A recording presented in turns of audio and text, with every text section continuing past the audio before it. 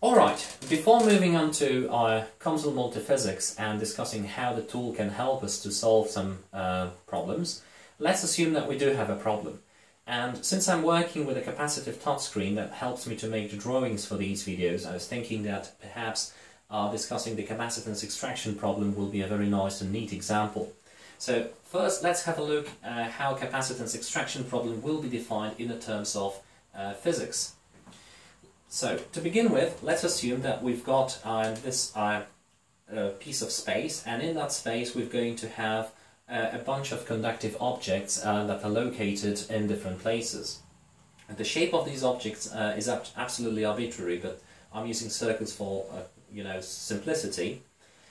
So let's assume we have these 4 circles, and the task of the extraction is to find out what will be the degree of storage of charge within these electrodes, and be able to find out what will be the capacitances existing within the equivalent circuit. So, because of these objects being conductive, they will have the possibility to store the electric charge, and having any charge of these objects will build up the electric field potential.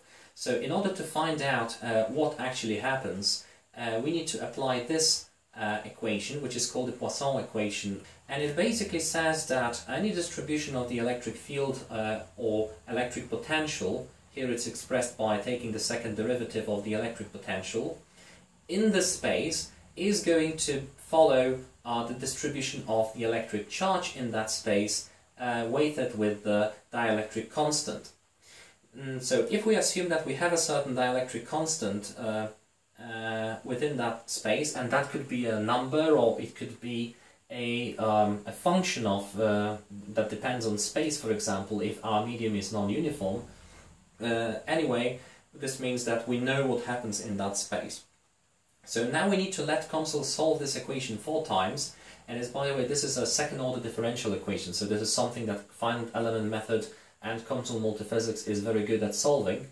So we need to solve it 4 times, each time changing the value of the boundary conditions. So as the first iteration, let's assume that we apply a +1 volt electric potential to this boundary. Now, +1 volt with respect to what? First of all, let's assume that this outer frame, for example, performs as the reference frame for this simulation. So this outer frame will be referring to as the circuit ground. So what follows is that this electric circuit will also have certain capacitance relative to the ground for each and every of these nodes. And now if we bring this electrode into 1 volt potential, there's going to be a certain amount of the positive electric charge that's going to reside on the surface. If we assume that we don't know how much of this charge will be, we need to solve this equation to know, but certainly there's going to be a certain real number equal to Q1. As a result of having this charge and having the electrostatic field, there's going to be a certain amount of the negative charge now appearing on the electrode number 2, 3 and 4. So again, we don't know how much that will be, but we can just say that will be Q1, Q3 and Q4.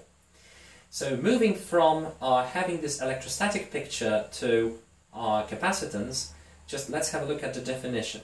So if we take any of the amount of the electric charge being appearing on any of the electrodes and divide that with the electric potential which is being applied to one electrode at a time, so just reminding 1 volt here, all the other electrodes will be sitting at ground, so there will be 0 volt applied to at the same time.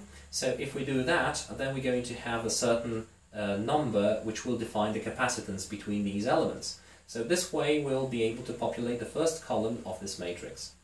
Later on, the second iteration, we're going to say, okay, this electrode goes back to 0 volt, and now electrode number 2 will be given 1 volt. And this way we'll be able to find out what will be the charge appearing on those electrodes, and if we divide it by 1 volt applied to the second terminal, we will populate second column of this matrix. So since we have 4 electrodes in the system, this is going to be a 4 by 4 matrix, and this way we can find out what will be the capacitance between each and every element. Now, there is a slight problem with this matrix. This matrix is often referred to as the Maxwell's matrix because it's simply derived from the Maxwell's equation. And what it basically means is, what we'll find out is that all of these off-diagonal terms, often referred to as the mutual capacitance terms, will be negative numbers. And the reason for them to be negative is that if we recall that we have applied 1 volt electric potential to the first electrode, then the sign of the charge appearing on, let's say, second electrode will be a negative number. So if we divide a negative number by a positive number, we're going to end up in having a negative number. So every so-called mutual capacitance term will be less than 0, and all the self-capacitance terms, so the terms that refer to the coupling between the electrodes straight to the ground, are going to be the positive numbers. So before being able to really appoint each of these capacitors a specific number from this matrix, we need to perform one more transformation, and this transformation can be expressed by the following recipe.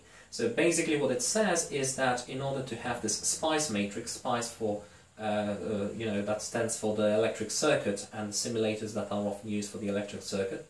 So we're going to take the sum of every row within the Maxwell's matrix. So we'll have the self-capacitance being somewhat compensated for all the mutual capacitances, or rather the capacitance between the first electrode and the ground is going to be also influenced by the degree of charges appearing on the other electrodes, and that will give the ultimate contribution to the self-capacitance terms.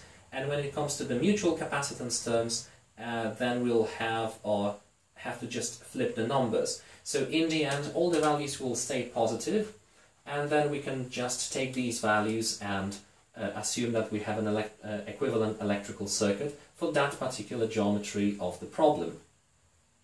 So let's now go to console multiphysics and simply recreate this problem in the software and see how we can use it to find a solution for that problem.